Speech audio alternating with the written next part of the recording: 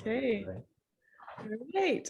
Welcome, everyone. For those of you who have just joined the Zoom call, I've asked everyone to put your cameras, turn your cameras off, stop video, and then also mute, just for this part of the call where Corey will want him to be on stage. He'll have the floor, and then we'll open it up for you guys. It's like I recognize a lot of people who do the Flameless Fireside podcasts, so they're familiar with how they do it, and what I'm doing is similar.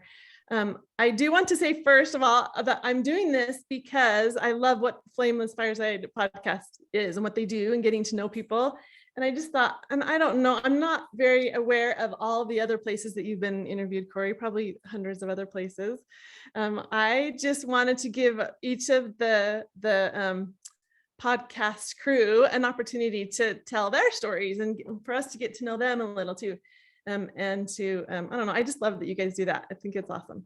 And we get to learn a lot about people and different topics. So I just wanted to give you guys that chance. And Corey's the last one on the crew, so of the Flameless Fireside. And so I hounded him a little while ago, but since I didn't hear back from him, I just kind of dropped it. And then I said, no, I really want him to do this. So I reached out again and he said, sure, I'd love to. I think what happens is it's weird how like Facebook Messenger, if we're not friends, it puts you in this weird zone and I don't see the messages. Oh, I didn't know that. That's good. Yeah, so it's not like, so you have to go like to this other area where it shows like some kind of alert and you click on it and then there's all these like messages where people are like, hey, how you doing? But they're not in your friends group. So it's weird. So once you and I linked up as friends, then your actual message came through. So it's weird. That makes so much sense. Okay. That's perfect. That's good. Okay. So that being said, I want to introduce Corey. I am also streaming this to the Thriving Singles community. And we're also recording this. So just be careful. If there's anything anyone doesn't want to say or be known in public, don't say it or tell me and I'll delete it. But anyway, I'm Sherry Braithwaite. And just to tell you, some who don't know or maybe new to the group, I am the facilitator of the group or admin for Thriving Singles Community that I mentioned. And it is just a group of middle-aged Christian singles and influencers the people who want to be, who are interested in personal development, and then those who teach that kind of stuff. Coaches and therapists and there's public speakers and I think I've even mentioned there's some movie producers in here too, some film producers, movie makers, whatever they're called. But they are also in this group. So that's been fun. They reached out to me a little bit and talked about stuff that they're doing. So that's my group. I want it to be very personable. I'm also very careful. So this is the reason why, Corey, why I was feeling like it maybe a personal need to interview you about this is because I have this community of people that want to stay safe, right? They don't want to be scammed. And I usually do, I call it a deep dive into their profiles. And I want to learn all of those things that I should be looking for. I have picked up on a few, just my own wisdom, but some have slipped past me. And then I have noticed other women in my group that have, they friended them also. And then anyway, so we've been communicating and we're saying, warning, this guy's a scammer. And so anyway, that's why for my interest, I want to be able to protect my group as well, with people that come in and then teach them for themselves also what they should look for. So anyway, Corey is, I feel like I'm rambling. I just slow down. All right. Okay, Hubbert, is that how you say your name? Hubbert. Hubbert. Sorry. Okay, Hubbert. Corey Hubbert. Okay, he is a special agent for the Federal Bureau of Investigation. So that's something that we cannot advertise on when we do the public advertisings. How did we say it? Law enforcement agent for, anyway, we just have to be federal agent, federal law enforcement. But Yeah, yeah, so he works for the FBI. my, So he my knows. agency doesn't like their name broadcast out as an advertisement. So Oh, yeah, gotcha. And it's that a whole makes, bunch of paperwork if we have to do that. So yeah, that does make sense. So if you're representing the FBI, then people want to know that, anyway, why you're doing it and what you're saying and who you're talking to and what yeah, you're. I mean, if I'm coming out as officially for the FBI, then the media department wants to know like what kind of questions are going to be asked, and make sure I don't say anything crazy and misrepresent the bureau or embarrass them. Keep worse of embarrass them. So Misrepresent. yeah, I mean, this is more just a community thing. I mean, I get asked a lot of time. I don't need permission to go to like a school and talk to kids about internet safety. I don't have permission. I don't need permission to go to a college and talk about recruiting or working for the bureau. So there's a lot of things I can do in the community where I'm just going out and representing myself and then what my job is and just kind of my knowledge. So That's really where I don't good. need that permission. But if you were to say, hey, we're hosting Corey on 60 Minutes and he's an FBI agent, yeah, I think the bureau would want to know I'm Yeah, going what on you're 60 doing. Minutes. That So makes sense. So when they'd we probably freak out first and then, yeah. so when we book you for 60 minutes, we'll make sure to get all the. Yeah, our media department gets contacted. Yeah, exactly. So just if you don't mind, Corey, I want to introduce you more to not only the group that's here, but myself. I don't know you very well either. So I want to just get some getting to know you questions. I like to start with a few of those. Yeah. And my first question is, and this was not something that I thought of asking earlier, but my first question is, how do we know that you're the real Corey Hubbert? How do we know that you're not a scammer? Well, that's really good to know. Well, I mean, I do have a couple of You have your media. ID? I have some media presence. I don't have my ID with me right now. I'm It's just behind me. It's on my table, but yeah, I could show my credentials, but a couple things you could do. I mean, you could call headquarters, the FBI headquarters, and ask them if I'm a special agent.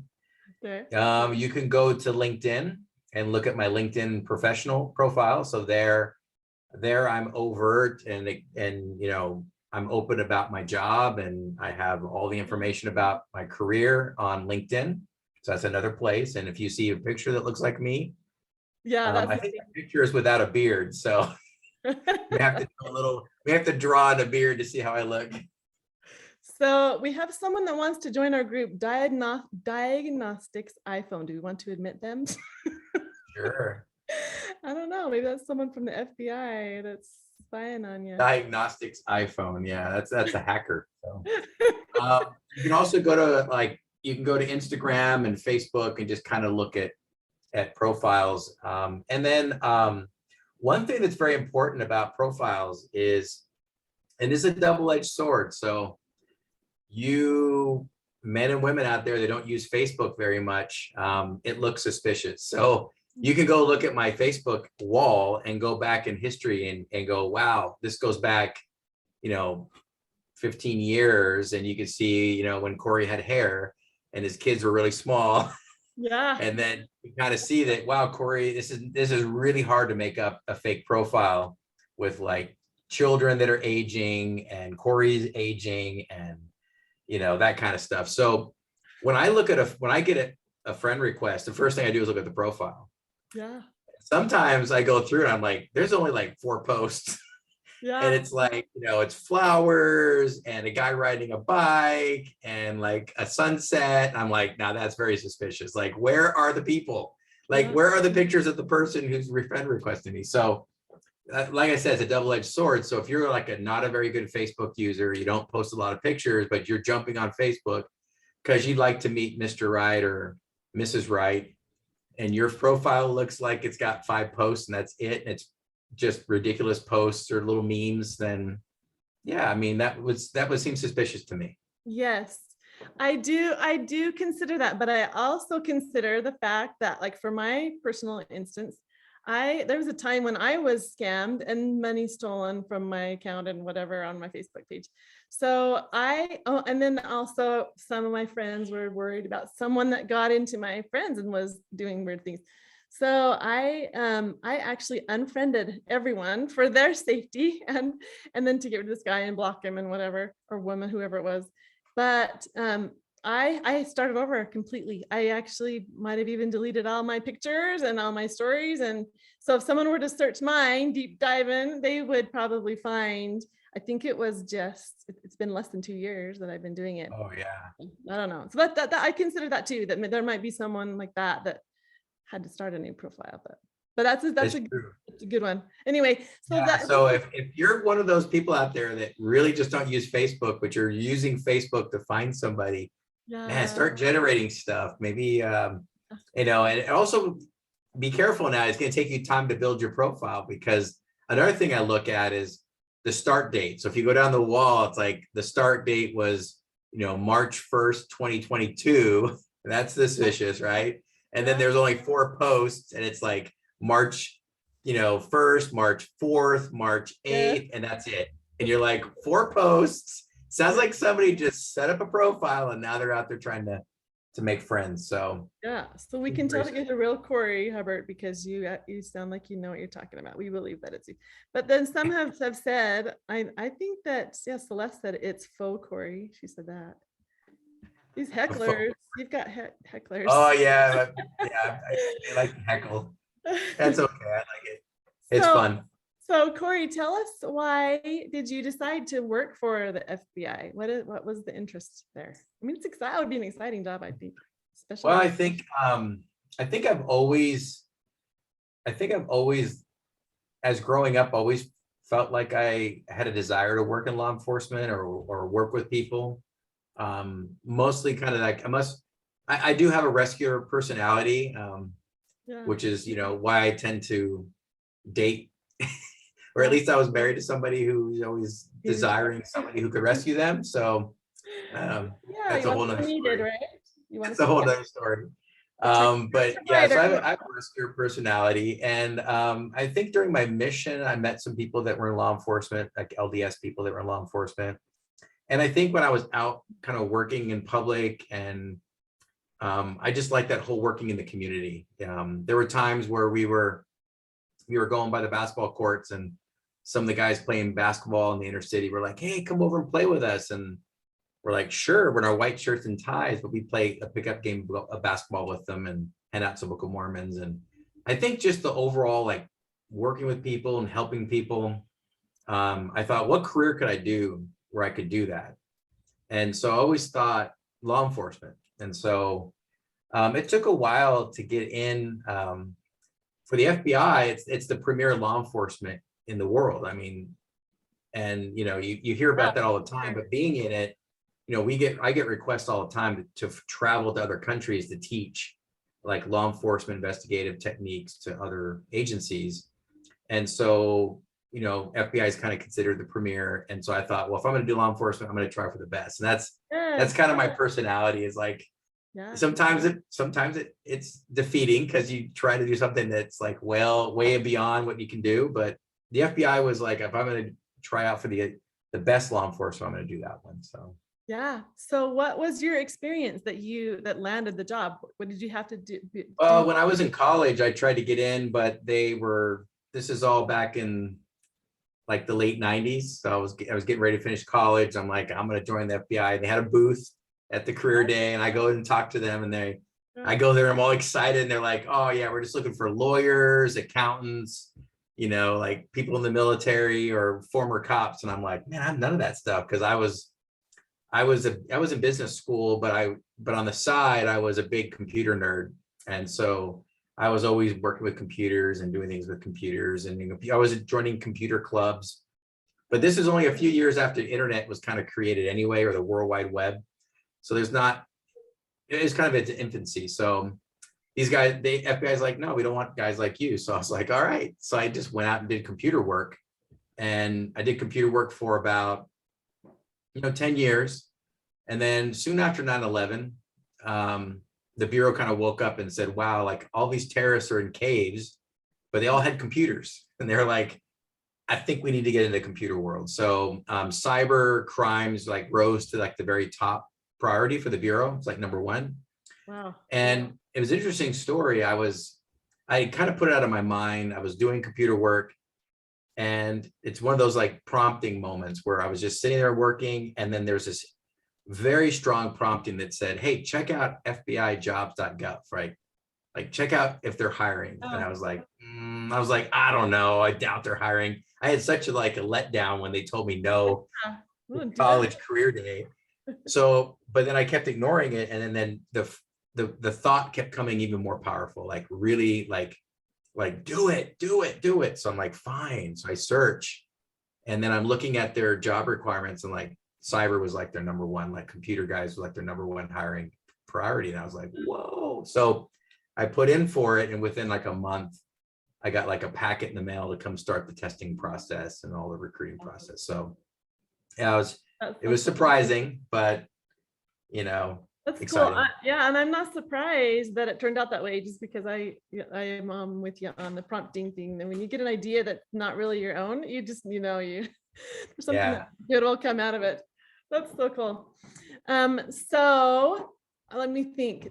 I bet there's some good questions that other people have. I have some good questions, but I want to ask you so have you only done cyber, or have you done other things with the FBI? Well, when I first got in, I came in 2004, and my first office assignment was Salt Lake City. So of all places, like I never lived in Utah my entire life. I'm one of those California Mormons that, that all the Utahns hate right now because they're all moving to Utah right now. So I hope they don't. So I'm a California Mormon who does not live in Utah. But at the time, I moved to Utah in 2004 or 2005.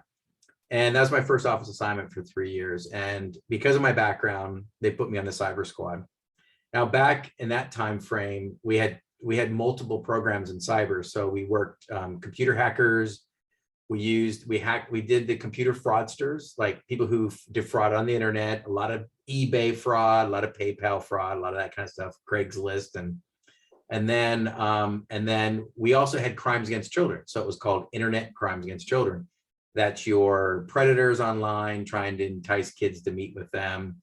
Kind of like the Catch a Predator, you remember that series that was on TV back in the day.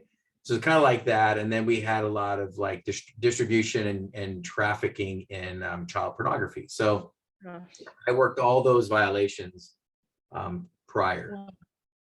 So I don't know if this is, I just keep having these questions that come up. So tell me if this leads you away from what you want to talk about.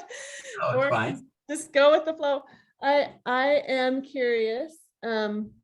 Well, I want to know what kind of crimes there are, what happens, and then like what are the consequences for these people? How do we recognize it? All those things? How do we prevent it from happening? How do we anyway, I'm sure I'll have a million questions, but to start off, what are the kinds of things that these cyber criminals are doing? I know stealing money, I have a handful. Yeah, most of it's financial, like it's financially motivated fraud. So so if a guy hacks, I mean, he's going to hack for number one reason people hack is to find financial reasons it's financial reasons. So if they hack a company, they're going to try to install ransomware. Ransomware is software that goes and grabs all the important files on computers and encrypts them. And then they present you with a screen that says, to unlock your files, you have to pay. That's what they call it, ransomware. So they're holding your files for ransom, and then you have to pay using crypto, and then they release them. Some major cities have been hit with this, and they had to pay millions in crypto to get the key to unlock all the files. That's the big crime wave, is like the whole ransomware stuff. We also see a lot of what we call business email compromises. That's like the next level down. We'll see this with big companies all the way down to like you and I. And the big companies, what they'll do is they'll compromise an email account, or they'll spoof an email account or an email address that looks very similar. So maybe it's Corey Hubbert, but the O's are all zeros, right? So they'll change it up. And so it looks like Corey and it looks like my email, but it's a different guy, and he's changed like the O's to zeros. And your eye doesn't quite catch that, right? Yeah. So they'll send you an email and they'll say, hey, I've changed our banking instructions. That big shipment from Hong Kong that's coming in, I need you to wire the money to a different account. And so that's called a business email compromise. And that's done through trickery, and it's done through, convincing the person that you are the vice president of the company, or that you are, somebody important in the company. And normally the lower peons that are handling all the financial transactions are like, oh my gosh, the president of the company, he's really upset that this shipment's late and he wants the payment done right now, and I better get it done now. And he's giving me these shipping instructions, and you end up wiring money to a bad guy. So, and then like you and I fall into that trap when we're selling houses. So like, say I sell my house and I want the proceeds from my house. So I made some money on my house and I want the proceeds wired to me. What'll happen is somebody will see that there's a transaction going on between like the real estate agent and the person selling the house, the person buying the house, and they'll insert themselves in some of that traffic with a fake email account. And they'll say, hey, it's Corey. My bank's not able to receive the money, so I've opened up another account. Can you wire it to this money? And wire it to my account. And then people just they just trust email. They just trust this whole communication process, and they just go and do it without any phone calls. Yeah. And then my proceeds get wired to somebody in Mexico or Hong Kong or Nigeria. And trying to get that money back could be very, very, very troublesome. So those are some like major corporate type stuff. Yeah. So what do you tell people about what to look for? Obviously they need to know that who they're communicating with. Most people probably won't call you on the phone, from what I've heard too. Like these companies that you work with. We've gotten away from talking on the phone. That's the weird thing. So I think for me, I'm always going to ask to have a phone call. Like if somebody calls and says, wire me money, I'm going to make a phone call.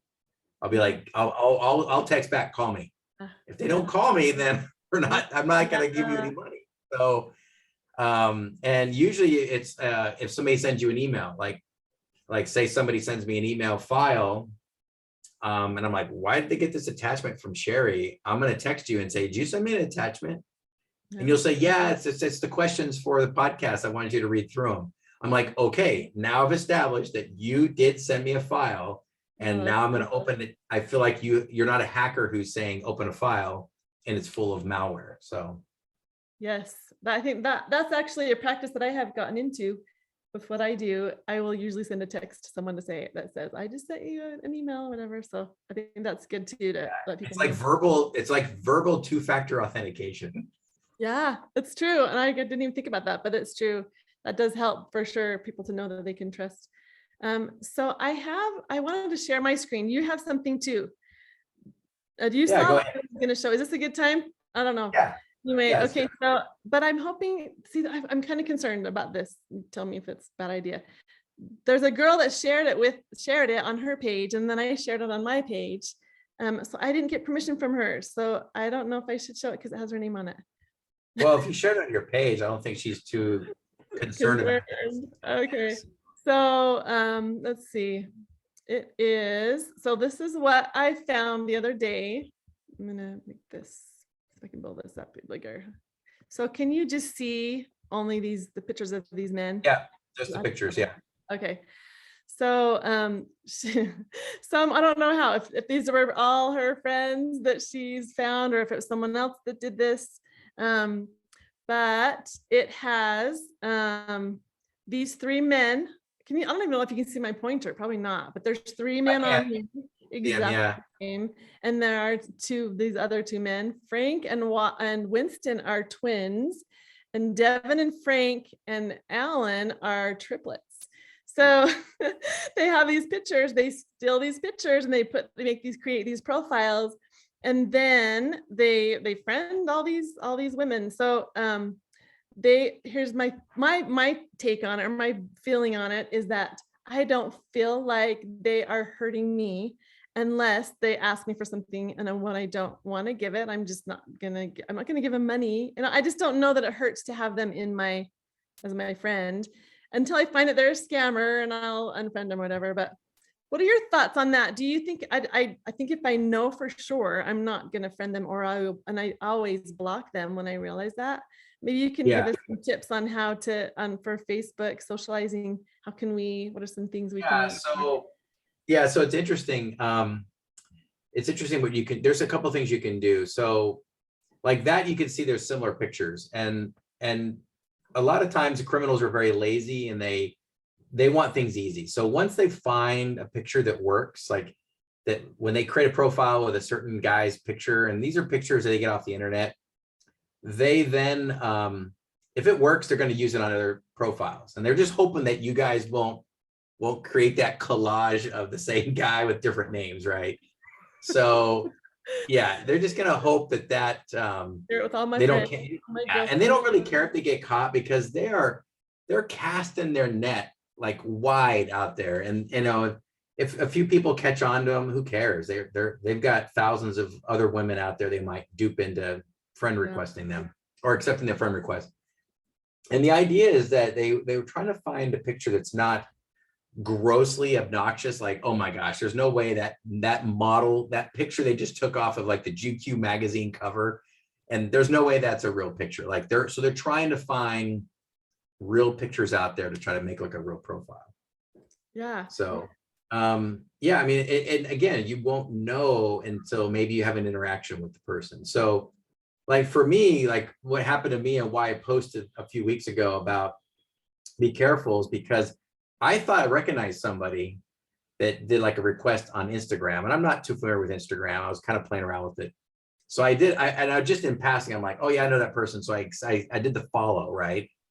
And then immediately, like within like 30 minutes, I'm getting a hi, like out of the blue, hi. And I'm like, well, if I knew this person, they would have been like, hi, Corey, or hey, I haven't talked to you in a while. What you doing? It was just hi. And I'm like, all right, that's totally suspicious. Yeah.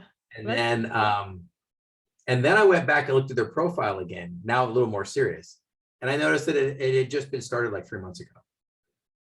And I started looking at some of the pictures and I'm like, oh, come on, there's no way this person's friend requesting me. Like, out of all the guys in the world, they're like clicking on my picture. Like, no. Yeah. So I totally unfollowed them right away. Removed them. And I'm like, come on, let's be real. I mean, it plays on your ego. Like I have to admit, as a mortal man, for 5 seconds, I was like, hey, I think I got it.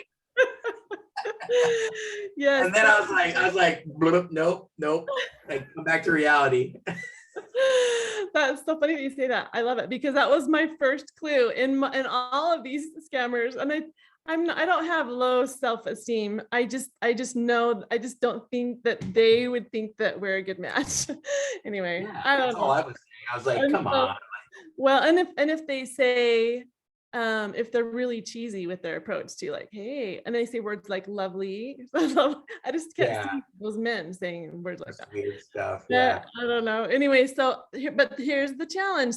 I still have the challenge of wanting to make friends for sure. Still. Oh yeah. Yeah. But I still want to be kind. I don't want to all of a sudden jump to conclusions. So the way I've been doing it now that I'm finding all these scammers is that I actually just tell them, and I want to know that you're not going to waste my time. Yeah. So would you be willing to share a selfie or a video? I don't know if that's weird. I would do a video. I would do a voice call, and then maybe I would ask them up front. So I've done this where I've accepted a friend request and like on Facebook, and then somebody will say hi, or but they do something a little bit more kind of. They'll say, hi, how you doing? Thanks for friend requesting me. I saw your profile, whatever. They speak more than just hi. And I think that another clue is when you see the hi, I picture like this big call center where they got screens up and they're over here going, hi, right? And they're just trying to see which woman or man gets hooked, and then he's like, hey, I got one. And then they all cuddle around the monitor. All right, let's reel him in. The next day we want to friend you. Ask him what he's wearing. Oh my gosh. So that's how I've been able to stop many recently is just there are some things that I can see that there's no way that this is a real person. And so this happens for men and women, right? Someone asked that. I think there was a man in the group that said it happens to men too. So your advice? I think it happens to men because men are very physical creatures. Like I think with women do like a good-looking man, but there's more that a woman wants besides a good-looking man, right? They kind of want somebody who's can hold a conversation, maybe, tell a joke or two, make you laugh, right? So women, guys are just kind of like, dude, she's hot. I don't care if she knows how to talk or not. I mean, it's like guys are just kind of ridiculous that way sometimes. So let me show you. I'm going to share my screen now. Yeah. So you Yeah. let's see. Let me bring this one up. So you get these on WhatsApp. So I have WhatsApp, right? And a lot of my friends and colleagues use it. So that's a good question. I'm going to ask you about. A lot of them will ask if I have a WhatsApp account. Do I want to? That's a good so WhatsApp is WhatsApp's an encrypted app. So that's kind of why. But WhatsApp is a super popular application internationally. And so a lot of times they try to get you onto WhatsApp. And then another way is that WhatsApp is they have a lot of like desktop applications. So you'll be chatting with somebody, but it won't be necessarily on somebody's phone. It will be on somebody's computer, like I'm showing you now. So here you can see this came in, right? And it's just this random. You can see where it says, this is the first time this person's ever chatted with me, because you can see where it says, today, right now, this person and you have end-to-end encryption established. So we've never had a chat before. And out of the blue, this is a famous picture in WhatsApp. And I'll show you her picture in a second. And it says, are you Dr. Carter? My puppy is very slow and does not eat dog food. Can you make an appointment with me? Like, this is a weird thing, right? Oh, it's so funny. So and then when you reply that says, no, I'm not Dr. Carter, then what does she do? I mean, why does it hurt to have her messaging you? That's my question. It's just weird, right? But here's what it is. And so you look at her profile picture, here it is. Okay, so she's trying to play, she's playing on, I say she, but it's probably a he doing this, a scammer. Yeah. But he probably found some Asian pictures and he's like, I'm going to play on all these men out there. And, she looks like the nice little submissive, female, and I don't know, but that's her profile picture. And I've seen other profile pictures of her. She's had different looks and different poses. Let's see if I were to show you, I don't know if I can zoom this in. Oh yeah, so that's her same picture. But anyway, but yeah, you can see that, like, the scam on that, right? Yeah. Like, she doesn't know me. She's never texted me before. Why is she acting like I'm her veterinarian? Right. Well, she's just so weird. So weird. It's random. So, but here's the thing that also has brought up as a concern. So Winston, there isn't an actual man. Obviously, these are real people that have a different name. They just found this profile, and I didn't get permission to say his name, so I won't say it in here. But he lives in Salt Lake, and now because this picture is going around, he was obviously concerned that people won't friend him because I know who you are, I know the scammer. Yeah. So then like you were like, I would say, how do I know? Yeah, that's a tough one. So I'll show you a trick, or not really a trick, but something you can do. Let me see if I can bring it up. So I told this person that I would be willing to hold an interview with him like this, and they could see the real person. I think that would be a good idea. Or he could just do his own, right? He could just do his own. Oh yeah, Celeste is also saying, suggest that you FaceTime them. That's a good way. But sometimes you don't care enough. Like, it's just someone you barely know, and they might not care to do a FaceTime with you unless there's some kind of interest. But anyway. Yeah, so let me share my screen really quick one more time. Yeah. Let me make sure I've got this one. All right, so in here, you'll see this is Google Images. So if you go to images.google.com, you can download a picture. So you could download any of those pictures of Winston or whoever you think he is, and you can click on this little camera button, and you can upload the image right here. So you can select an image. Okay. Right. You can upload that Asian. Yeah. So go to my desktop. And let's see, where is that? I'll cut this out of our recorded videos. No, it's okay. I'm trying to find out where that's at. So let me try, if I try to drag and drop it over. Oh yeah. So drag it over. And so what it's going to do now is it's going to search for that picture. Oh my gosh, look at her. She's And all it's going to see all these. So this is a model. but it's right? not her. Probably a All of them are model. not her, right? They're not all her, but maybe. No. Look, So, but yeah, so you can see all of these images where this person pops up. So here you go, dating in India. So Wow. she's a picture of like dating in India.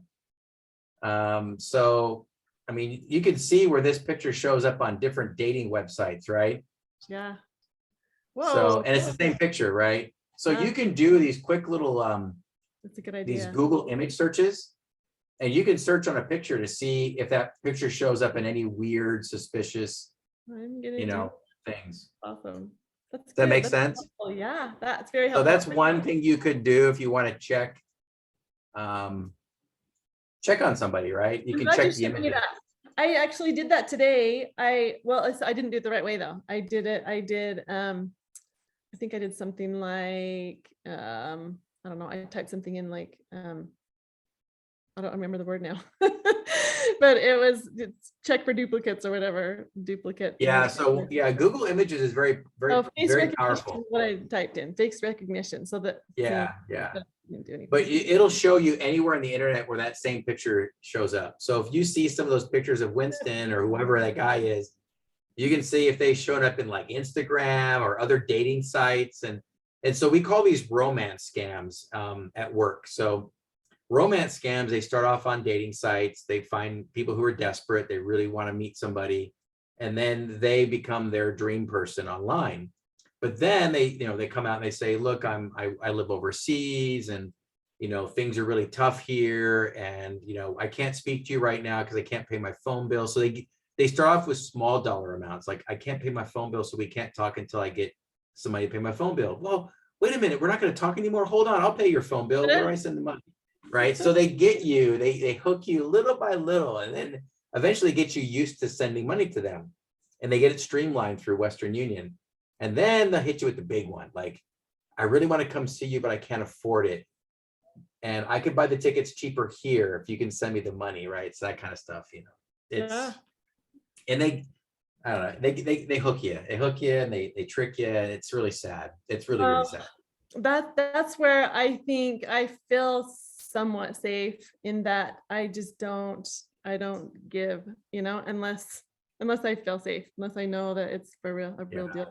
And that Well, might I don't get my cell number out either. So I stay on the app. So if I meet somebody on Facebook and I want to talk to them, then I start off just with using Messenger. Like first I might chat on Messenger, then I might say, you want to do a voice call? Then do you want to do a video call? And then get to know, okay, I see that person, they're real, they're not in a call center, they're not, Yeah, for sure. Well, that's good. Okay. So I'm glad you trusted me, Corey, because I didn't know you and I was able to text you. So you saw that I was a real person because you see me online. Yes. I need my cell phone bill paid, Sherry. So if you can wire some money. Yeah. Now that I can do it. So here's my suggestion, and you tell me how ridiculous this is. I think all of us on here, all of the women in my group, and men too, if they want, should friend these faux people. They should friend them and then message every person that's of their friends and tell them that this person is a phony. The real person, I don't know. Yeah. I don't want to do that for the other. I don't want to do that for the real person because he might not want more friends. But anyway, that's the thing. I think it's important. Community is important. I think if you feel like this person is like, a threat, and he may have been, it's good to expose them. Yeah. And I did on my group. And I send a message to, I think there was about 10 of us that were my mutual friends with Winston. And I said, guys, he's a phony. And they picked up on, I told them reasons why, and they told me reasons why they thought so too. So that's helpful. Anyway, Yes. I've Yeah. got your back, girls, ladies. I know if I check one and you're my mutual friend with them, I'm gonna let you know. And you let me know too. Terry actually is the one who let me know that he was a fake. And I said, Yeah, like, see, you she ladies got to noticed stick together. yeah, she's smart. She knew that, well, she did a deeper dive than I did. So she knew that, well, so she asked him how old he was. He was 40. And then she looked at his information, and it happened to be like the way that she calculated it. He graduated from high school at the age of 26, and then from college like 2 years later. So he wasn't very Yeah. smart. He was Well, good. you know, it's funny is do you ever guys remember did you guys ever see Daddy's Home? Remember Daddy's Home with Will Ferrell? Like Oh, yeah, I haven't seen that. No. you haven't seen that one? Like You're gonna have to tell that's me. where he's like he's like the second dad, he's like the second marriage, and like the first husband comes along and he's like this like super like buff, you know, he's traveling the world, he's got like some secret job, like he's like a total stud, and like the Will Ferrell dad is like a total nerdy kind of guy and not very Okay, physically you have to tell fit. me the name again because I'm gonna want to watch it now. What did you say it It's was? called, I think it's called Daddy's Home. I don't know. Correct me in the chat, guys, if you guys have seen it, but it's kind of funny. Yeah, there's a Christmas one, but the first one's funny because there's a scene in there where Brad, who's like the Will Ferrell character's at work, and his boss is telling some crazy story about how he met this woman online and he married her, brought her to the US on like the whole like K-1 visa, and that his she's like, and then she brought her son who happened to be 26 years old, and then one day I came home and, you know, I'm being kicked out of my house, and lo and behold, the 26-year-old's not really her son, it's her boyfriend. Like, it's really funny. It's one of those stories. It's like one of those stories you hear like, okay, it's, you know, he got defrauded online. They got their trip to the US, and yeah, now they're together in the US. So, Oh my gosh. kind of So funny. I am I'm trying to think. I wonder, I can open up to everyone else to ask more questions, but is there more that you wanted to say from what we've been talking I'm gonna post a link for everybody. This is Yeah. You do it in the chat, I'll copy and paste it. I'll do the chat log. Okay. It's called fishingbox.com. Okay. And you can do a fishing training and then take a fishing test, or take the test and see how well you do on your own. If you suck at detecting phishing scams, then you can do the training. But I think it's important that everybody kind of learn some of these tricks of the trade. Oh yeah. For phishing. So these phishing can come in through like email. They could come in through SMS. So it's funny. I did get, our work fishes us all the time on purpose. They fish us to see if we're good at detecting phishing. And man, they have some really good ones. Like, oh my gosh, really good ones. So I was trying to find the one that recently came in. Anyway, it was really good. And then what it was is they had two attachments. The attachments were, let me see if I've got them. You guys will love it. I have to show you. So for some reason, guys, I'm not able to see my live video in the group. I'm looking forward to send or to share the link. So I can just share it later, but I don't know why that happens. Why can't I see it? No worries. Here, I'll show you. Here's the other picture of the, so this is another picture of another message from a different phone number of the same woman. Oh, yeah. So like I keep blocking her numbers. Like she changes her number, or he changes his number, whoever scammer is, changes his number, and then and changes the photo. So yeah, very, very interesting, right? Well, let me see if I could find like really quick a good example. Let's see here. I thought I took a picture of it. No. Anyway, it was a really good it was a really good picture. It was a really good phishing scam because it almost got me. And so it came in, it seemed all urgent. It seemed urgent, right? Like nothing scares a law enforcement guy like an email from a law firm that says, attached are some records that we need you to review for a case that involves you. And I'm like, am I being sued by somebody? Like, you know, you immediately start thinking like weird stuff, right? And then I pause for a minute. I'm like, this is an external email, like check. And then I'm like, they're creating urgency, check. There's attachments, there's PDF attachments, check. I'm like, so I just what we have to do is when we see an email like that, we're supposed to send those emails to suspicious@fbi.com, right? Or FBI.gov. That's just you. Just and you. then when I sent it to them, I get a reply back that says, congratulations, you spotted the fish. So yeah. Is that something we can do?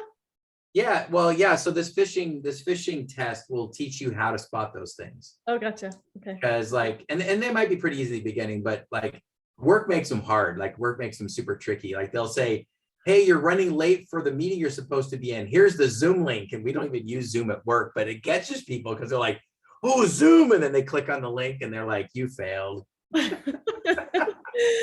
Oh my gosh, I love that. That's very smart to give those little tests. I think we should give our group some tests. So I'm gonna create a profile. I'm gonna test you guys to see if no, I'm not going to just say I'm not even gonna say that. It says we're Celeste says we're not streaming live. Oh, we're not streaming live. What? Well, so Celeste, go to Thriving Singles Community. Is that because that's what I tried to do, but is that what you're saying? It's not on Thriving Singles Community. Well, I'm recording it, so maybe you can always post it later. I've told everyone, yeah, I can just share the recording, but yeah, if you want to take some questions, we could take some questions, but so well, I'm gonna look at the chat because are there any unanswered questions on the chat? I always feel like they're just chatting with each other, and I don't know. So Ryan says it says we're just recording but not streaming live. Okay, so I could stream now. I mean, I could go back to that and actually do the streaming. Let's see if it's gonna let me. So yeah, for some reason I did try it. Oh, permission error. Okay, there's issues because I've had permission. I've been doing it for months, so I don't know what the issue is right now. It's okay. I'm not worried. No worries. I'm gonna post the recording. So everyone who's on here, why don't you turn off if you want to turn off your mics or turn on your mics and turn on your cameras if you want to. We'll just sit and chat and ask Corey questions. The way that I have liked to do it, and in the past it seems to work best, is just to raise your hand, either for me to see it or your virtual hand is probably better because then you go up to the top of the screen, and then we can let you guys answer questions or hear your comments one at a time, and then we can all however.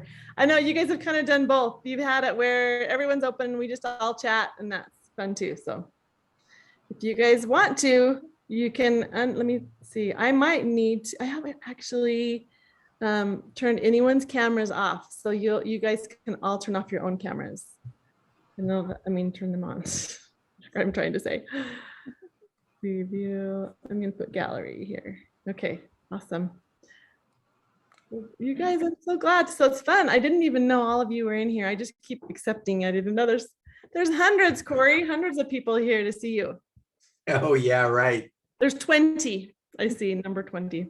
20. There was 22, so we lost a few. Thought there was 25 at one point. So. Oh yeah. There was a few scammers that are like, I gotta get out of here. I'm gonna be made known. Yeah. So yeah, if anyone does anyone have any questions or comments for Corey? Any more questions about his role or what kinds of things he does or doesn't do or in his role? Yeah, I don't know if I picked his brain enough. I still have a lot of questions that you guys might have the same ones. I'll ask him if no one else does. I'll still have more. So I guess my biggest question is just with what we've learned, you've been very helpful. I guess just recognizing who they are, and you just got to be suspicious. We have to always be like, we're so trusting with technology. Yeah. Like you would never let a stranger come up to you in a library and then say, hi, give me your phone number. You might be a little suspicious. You're a lovely lady. You'll start your vetting process at that moment. Yeah, well, so then I also wonder, and Heather has a question or comment. I just wonder if you could also touch on, if it's even worth touching, that there are these people who are real, like this person who is a real person in Salt Lake who's being scammed. Yeah. And maybe their profile looks suspicious, like you mentioned at the very beginning, that maybe they just had to start creating, they had to recreate their profile for a real good reason. So Yeah. they probably discarded a lot, is what I wonder. Yeah, I think if it was a real profile, you could go to the real guy and he should have a history. I mean, Facebook was open to everybody. Not, at first it started at a schools only, but somewhere around 2005, 2006, it started to go to everybody. Like it became a real thing. And so I think I joined around 2008, somewhere around there. And so you can go on my Facebook and it goes all the way back to 2008. So like, that's a pretty good, darn good track record right there for me. Like if anybody used my picture and then created a fake name, and then you did like a reverse image search, like I showed you how to do with Google Images. And then you saw there was this one profile called Corey Hubbert, and you went and looked at it, and there's like, 10 years of profile information. You're like, that's probably the real guy. Yeah. And then all those other fake profiles are not. So well, there's also hackers though too. I mean, I don't want to be skeptical. That's my point, is that, in fact, I just had a conversation today with someone. I asked him, how do you, the whole same thing I do is how do you show people who are a little bit skeptical that you are the real deal? And he said, I don't go out. He said, it's not my job to make people trust me or something in that. And I was like, yeah, well then, okay, see ya. I don't know. That's kind of how I think. Like if you can't anyway. But anyway, well, I think real life talking like this, I think if you could get them to do a FaceTime or do some kind of video chat with you, yeah, and see the real person. Yeah, I'll be nice to you, but I just don't want to waste a lot of energy. Like throughout the whole day, he'll be trying to, and I just say, I'm not going to spend a lot of energy unless I know that I'm talking to a real live person. Yeah. I all the stuff I get on SMS, I block right away. Like, I mean, we're inundated all the time with all kinds of crazy text messages from weirdos and people you don't even know. So I'm always block. So. Oh, that's good to know. That's good. Okay, Heather, do you still have a question, or did you forget it now that we've talked so long after? No. Best way to help teenagers be safe online? Oh, be safe online. Keep them offline. Really good. Yeah. The problem is that right. they've grown up with the technology, and to them, it's just so normal, right? I mean, think back when before we had technology, well, some of us here, before we had the internet, we had a phone with a cord, and, people would telemarket, right? They'd call the house, they'd say, hey, you won the sweepstakes, right? That's how people used to scam you back in the day. And they would say something like, you won the sweepstakes, and for us to send you the money, we need you to pay the taxes up front. The taxes are $275, and please send it to this PO box and we'll get you your winnings. And people would fall for it. Nowadays, it's just a lot easier with technology. Wow. So Brandy is saying, with kids, I'm sorry, let me go back. I'm sorry, Heather, but with kids, you're just gonna have to educate them. You just gonna have to say, don't trust people. You don't know who's on the other side of that screen. Make sure you vet them. Talk to people, like we were saying. If you want to get to know somebody online, you want to talk to them face to face, either on FaceTime, face to face, not actual face to face. But you're just gonna have to educate them that it's just a wild west out there, and they got to be careful. They can't trust everything they do. Yeah, that you were kind of joking earlier about the men that fall for the sexy women, and I think about that, multiply that by 10 for the teenagers. Yeah, they get duped too. Yes. So the big thing for the kids, I mean, this is what we've seen out there, and this is very, very troublesome. But what happens is somebody will act like a teenager, but they're in these call centers. They'll act like a teenager, and then they'll start this relationship online. So the relationship starts online, and then they start to do a little bit of sexting, like, hey, send me a picture of, yourself, and I'll send you a picture of myself. And they've never actually did the video call. Like this is not, I'm telling you, they've done all this without ever like talking face to face on a call. Wow. It's been all text messages, and the person has believed the profile picture they saw. And then the girl will take a topless picture or take a nude picture and send it. Well, then the guy will send a message back saying, if you don't pay me X amount of dollars, I'm going to send this to your mom, your dad, everybody at your school. Yeah. And the kid gets extorted. And they thought they were actually talking to a real person. That I heard that But story. they never made an actual like face-to-face call. They've never like met in person. They did. That's a good way. And I've heard of someone doing that it was at UVU. They sent out an announcement about that the girl actually killed herself. She committed suicide for that. Yeah. You're a boy. It's sad because he just is like, I can't live with this. I couldn't live with that shame. I don't want my parents knowing. I think it was a guy actually, not a girl, but anyway, yeah. to be Yeah, it was probably some guy who was acting like a girl. Don't do that ever. Yeah, don't give anyone It was anything. probably a guy acting like a girl and said, hey, send me a picture of your, and he did. And then he sent it back to him saying, I'm going to post this all over BYU. I'm going to send it to your family if you don't send me $1,000. Well, I'm sure he sent $1,000, and then they came back and said, I want another $1,000. Yeah. And this became a regular, he probably thought he's never going to get out from under this. And sad. Really So sad. Heather, does that answer your question? Do you need, can you tell us specific things, Corey, or did that answer Heather? I would love to know rules we could give our kids. Is that what you were Look, you can't prevent them from being online. That's Right. just But I how meant they're living right now. I just So meant, it makes sense. The answer is purely just to educate them the same way we are educating ourselves, make sure that they get the same information. yeah. Don't trust, and Yeah. try to have that face-to-face conversation. I think a lot of teenagers now have these whole relationships without ever seeing somebody live on camera. Like, it's so weird, but they do it all the time. It's scary. There's a lot to be said too about it depends on the situation a little bit, but being out in situations where you can actually meet people in real life, as opposed to doing everything online, is a nice thing. Yeah. And unfortunately, that's not happening as much right now, in my opinion. For example, a few weeks ago, I met Corey and I met Celeste Oh yeah. in person, and it was really nice to see them in person. Yeah. We're real. And They're real. I'm not convinced. you shouldn't be. You Deep trust and fakes, verify. right? That's Deep a fakes. great way to verify.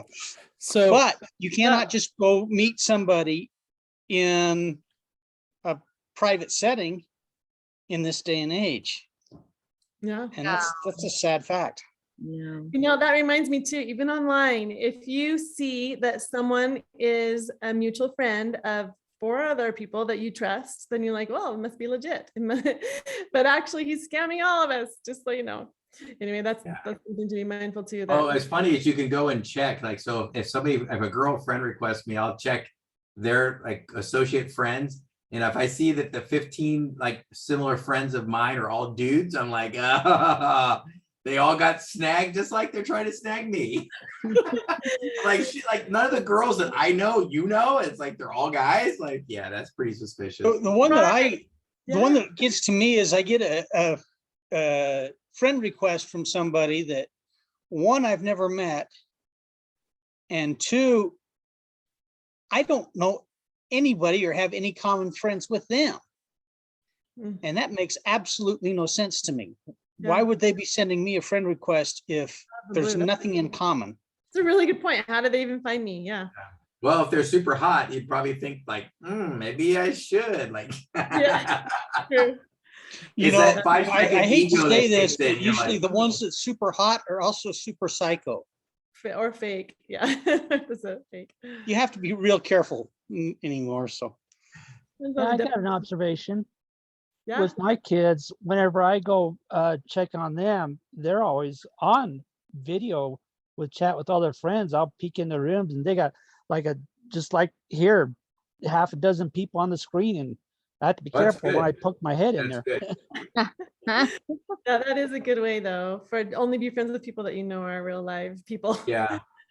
And maybe not friend strangers too. Would you say that for kids or teenagers? Don't Oh, friend- strangers are dangerous. I gotta be careful because Yeah. there could be predators trying to get your kid to meet with them. So that, I mean, that's still gonna happen. I mean, we did a lot of undercover work where we pretended that we were the kid, and we had a lot of guys saying, hey, meet me at the 7-Eleven, meet me over here. And and if we actually thought that the person was wanted to meet a 13-year-old, then we schedule a meeting, the person would go show up, and then we'd show up and arrest them. So, Crazy. Oh, it is crazy. but they did show up. Showed up Wow. with beer and condoms, exactly what we told them to bring. Unbelievable. So is there anything we could ask them that's not obvious? Like, I'm not going to say, are you a scammer? Because of course they're going to say no, but I just make my own judgments, right? And do my own thing. Yeah, you have to do your own vetting. I'm going to defend you. Yeah. And trust your instincts. Trust all your feelings. Yeah. I don't know how true this is because so much of this can be set up, but if you have some kind of a conversation, even if it's text, you can take the information and you can plug a lot of that into Google and see if any of it checks out. Has this person lived in this town? Is this person, what have you? It's worth it. Yeah. So no, Take a few minutes and do some research. Don't give him money. Don't meet him in person. Don't give them money. Yeah. If you're going to meet somebody needs to know where you're going. I guess if you make find out sure what you town get they're yourself in. there and you got a way to get yourself back from there. Yeah. Well, I saw a post today from someone that posted in one of our groups that it was some news report of they met a guy and he killed him or something. And his message was, don't ever meet a stranger. And it was a public place, but there was no one around. So if you're going to meet in a public place, just do it There's at a so many time. ways, like I said, there's so many ways to get to know somebody before you ever meet them in person. You can talk on video. You can do, I just think that talking on the phone, talking in video chats is a way to get to know somebody.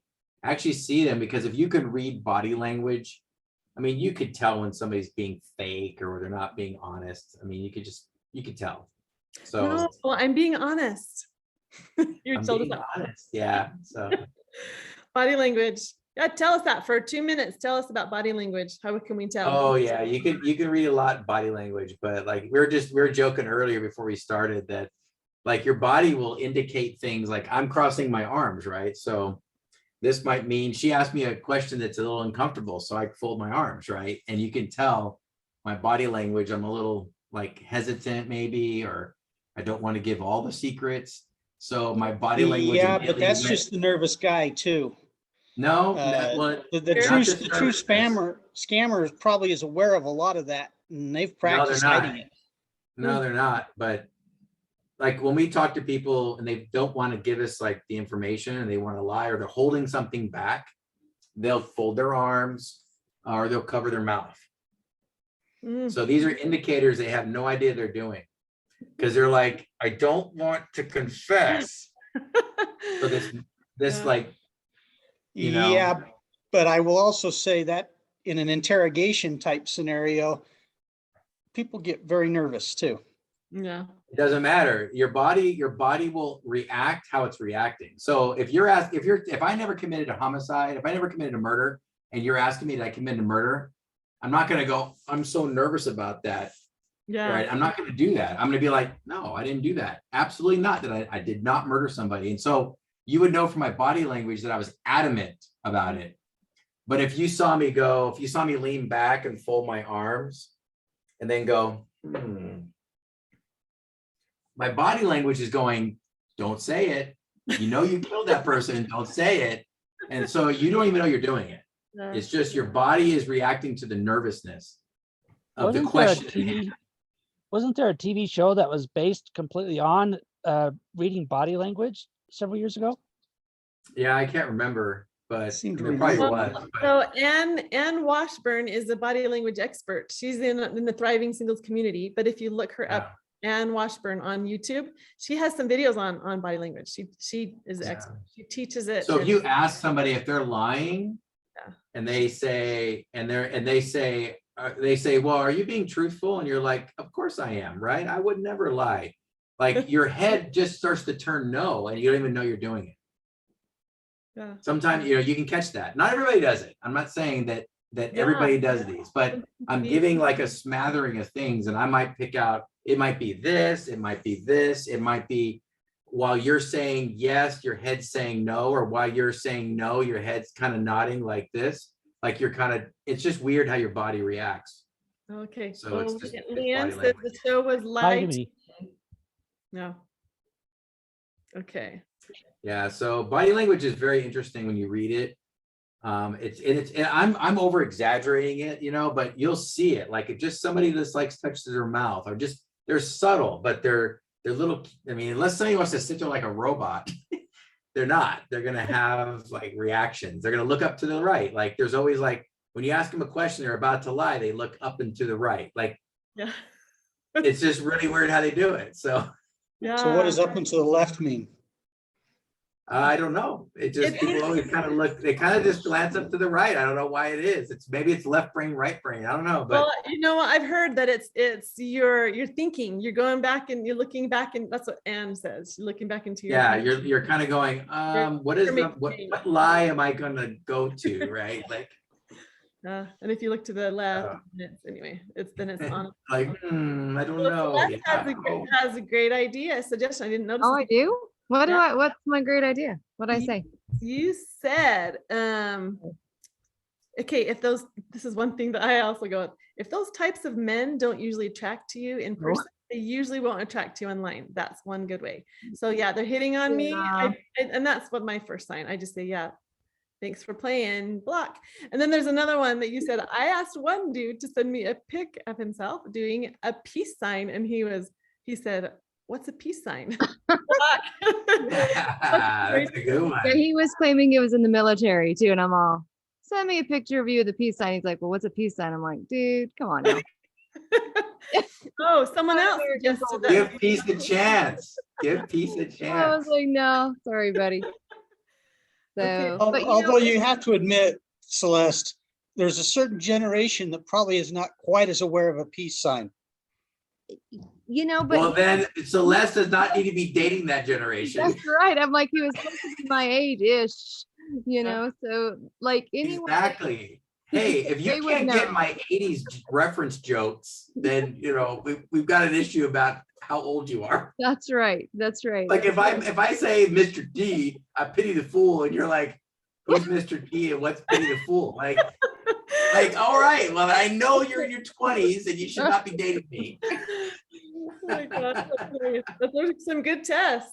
So Brad, I also want to just throw something out that I think, okay, like you said, I think that you have to kind of go with your gut and your natural instinct. Okay, is this person really going to want to be attracted to me? Like this seems a little odd, right? But I had a friend of mine that got caught in a scam of sorts. He was the real person, so he was using his real photos and things like that, but he had created like a fake website and a fake, like he had created a Facebook page about himself, but it was all false. Like everything he put on there was false, everything. And so he was always feeding her lies, always feeding her like this dream, not fantasy. And she wanted it to be so true. Like she just wanted it to be. Yeah. And I'm like, this ain't real. Like this is a fantasy. There's no way this dude is real. And so I did some research. I was trying to help her see like this guy's not real, but I mean, it took a lot. And finally he just would never let her come visit. He would, like it was always like things falling through. And so sometimes they're using the real photos, but I mean, not as much as usually they use fake. They never video chatted. They never Well, talked on he the did. phone. He even was talking to her parents because he was trying to Oh, get okay. money, even though he was saying he was a millionaire and he owned all these businesses and stuff like that. He was saying like, oh, it's tied up. I need to get money to do whatever and whatever, Yeah, and- always an excuse. Yeah, it was really super Yeah. sketchy, but she wanted it to be true. And so she, Well, that's true, right? And then again, I mean, that's because you just like I said, the guys have for 5 seconds, they automatically think they're a stud all of a sudden because like this hot girl's hitting on them, right? And then you kind of come to your senses if you do, you come to your senses and go, wait a minute, this can't be right. You know, it's a joke when we counsel people who go overseas and from our agencies or even other government agencies, we're like, dude, you're going to Israel, and if you're not cool with the ladies here, you're not cool with the ladies there, right? And it's just really weird, but these nerdy guys with, you know, sorry guys, but they're nerdy guys with comb overs and pocket protectors. If the woman is if the woman looks like the actress that plays Wonder Woman, who's from Israel, if she's hitting on you and you got a comb over and a pocket protector, come on, buddy, that's a red flag right there. Come on. Also, you're probably not tall enough. Probably not tall enough either. You know, I had a weird, it was a little different, and it's been several years ago. I think some of you know I do ham radio. I got a email one time from a guy, and through the ARRL, you can set up so you get email at your call sign at arrl.net, and it forwards to your regular email. So I got this email from this guy coming in through that ARRL net.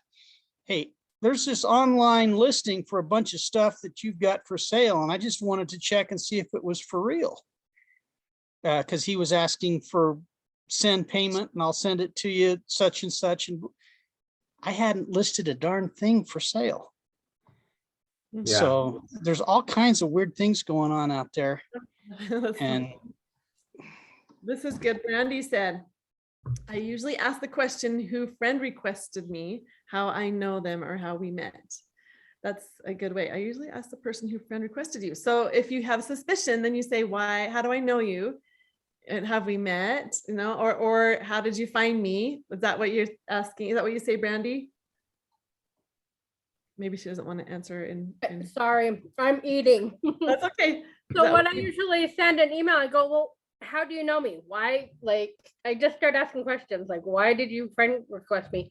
Or if there's a, if I already have that person as a Facebook friend and they resend it, I go, well, how did we meet?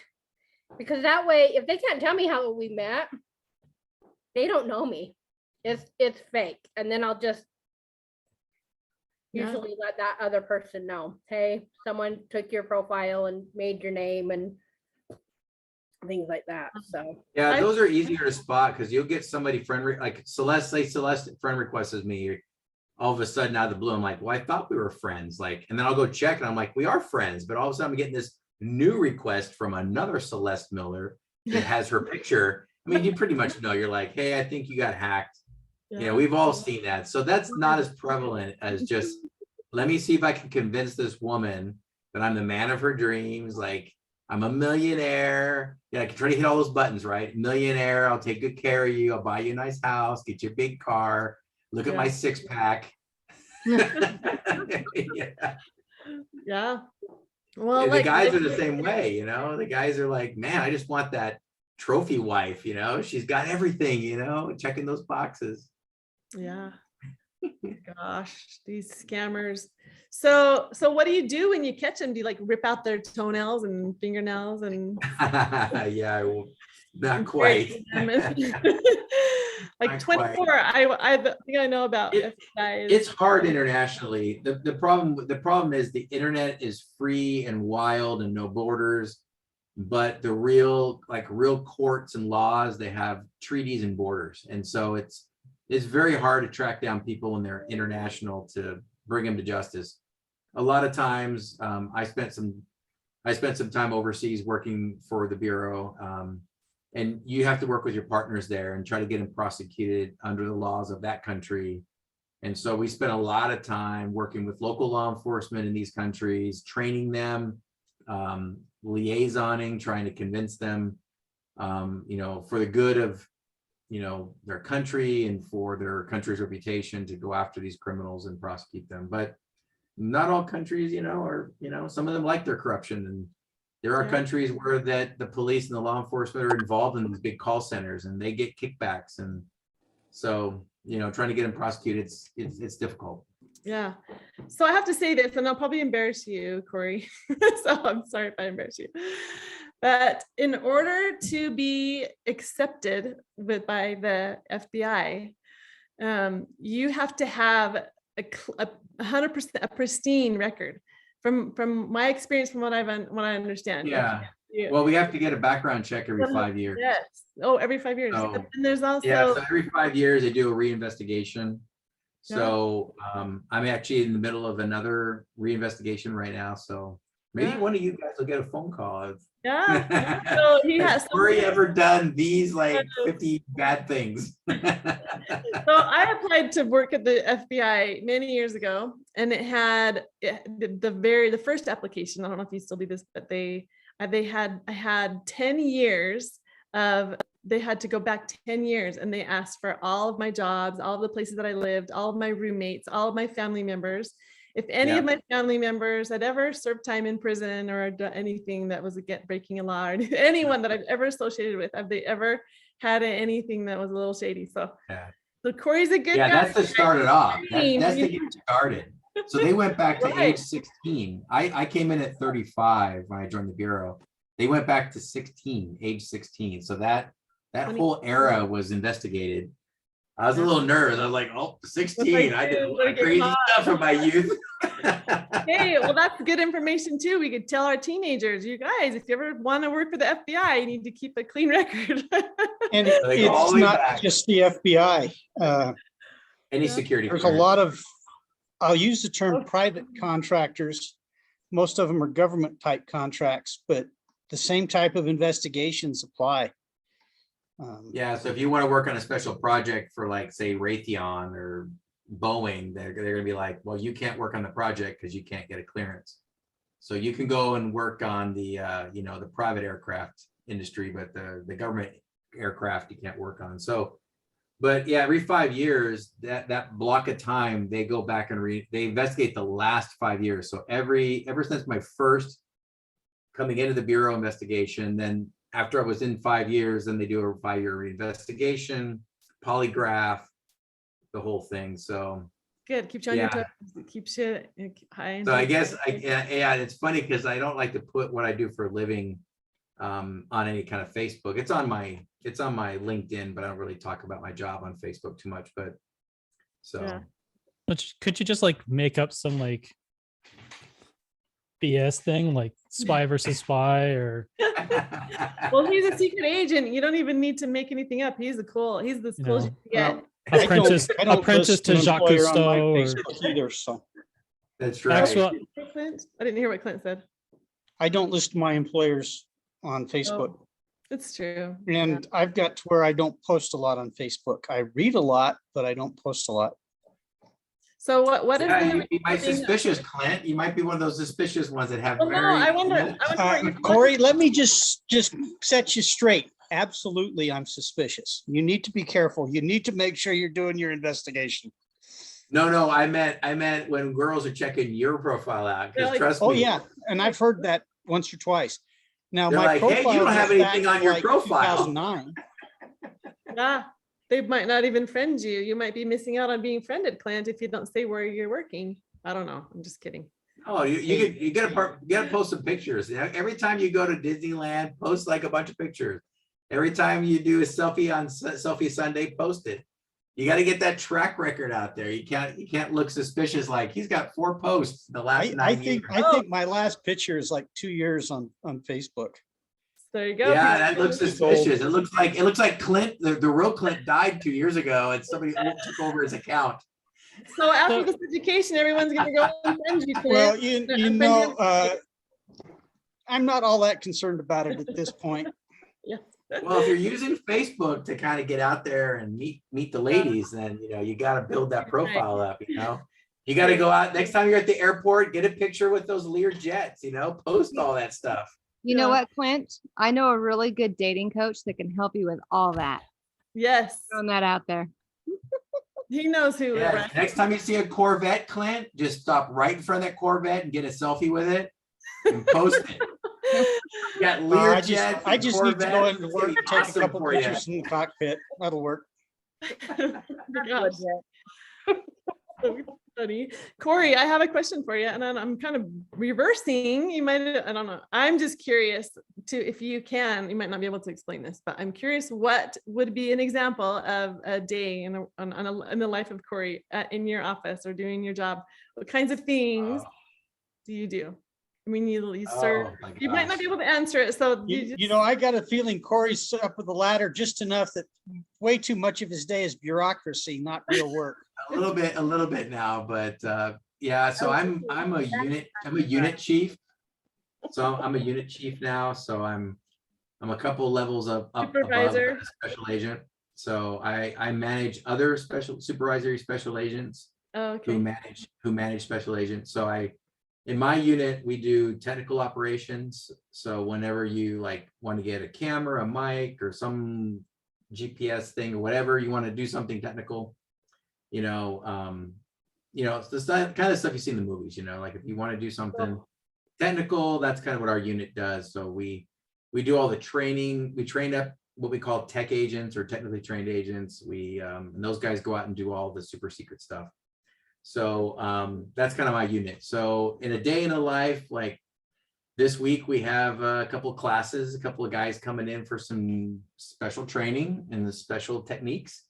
And then whenever there's a major incident that happens out there in the world, a lot of times my unit gets put on standby, or we'll fly out to that region to provide support. So if something comes up like, hey, we found a bunch of laptops and we want to do forensics on them, then, talk to Corey and we'll get you pointed to the right people. Or if, hey, we're trying to locate somebody who's, on the run, like what techniques can we do to find them? So they'll ask my unit, like, what should we do? And then I'll point them either, right direction to do that. So it's busy. And, my unit kind of has the oversight of all the tech programs across the Bureau. So it keeps us kind of busy. Wow. So I had a little, well, I'm safe. I have a lot of skepticism, not so much that I'm negative, about everything, but it kind of stops me sometimes, even in my business. So it would be so good. Do you have any kind of website or something we could go to that has a list of things we can be careful for as a business owner? Like things, yeah, so I just want to be careful. Yeah, you could go to ic3.gov. So IC like is an internet crime, and the number 3.gov. There's some resources there. That's also a place to report crimes. Oh. So the problem with these little petty crimes, like these little small crimes that happen all over the internet. I scored 20,000 from one person and 5,000 from another person. They're in two different states.